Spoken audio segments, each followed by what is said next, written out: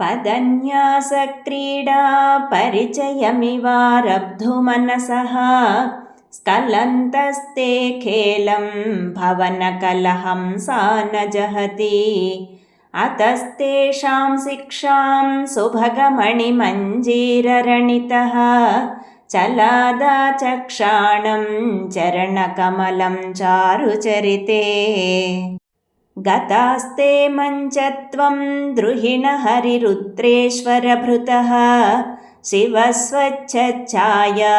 कपटघटितप्रच्छदपटः त्वदीयानां भासां प्रतिफलनरागारुणतया शरीरे शृङ्गारो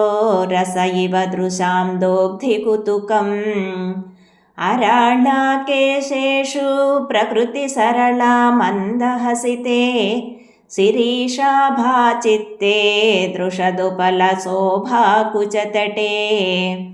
भृशं तन्वी मध्ये पृथुरुरसिजारोहविषये जगत्रातुं शम्भोर्जयति करुणा काचिदरुणा कळङ्कः कस्तूरी रजनिकरबिम्बं जलमयं कलाभिः कर्पूरैर्मरकतकरण्डं निबिडितम् अतस्त्वद्भोगेन प्रतिदिनमिदं रिक्तकुहरं विधिर्भूयो भूयो निबिडयति नूनं तव कृते पुरारातेरन्तः पुरमसि ततस्त्वच्चरणयोः सपर्या मर्यादा तरलकरणा नाम सुलभा तथा ह्येते नीताः शतमखमुखा सिद्धिमतुलां तव द्वारोपान्तस्थितिभिरणिमाद्याभिरमराः कळत्रं वैधात्रं कति कति भजन्ते न कवयः श्रियो देव्याः को वा न भवति पतिः कैरपि धनैः महादेवं हित्वा तव सति सती नाम चरमे कुचाभ्यामासङ्गः कुरवकतरोरप्यसुलभः गिरामाहुर्देवीं द्रुहिणगृहिणीमागमविदो हरेः पत्नीं पद्मां हरसहचरीमद्रितनयां तुरीया कापि त्वं दुरधिगमनिस्सीममहिमा महामाया विश्वं भ्रमयसि परब्रह्ममहिषी कदा काले मातः कथय कलितालक्तकरसं पिबेयं विद्यार्थी तव चरणनिर्णेजनजलम्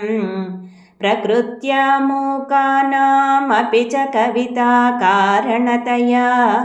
कदा धत्ते वाणी मुखकमलताम्बूलरसताम्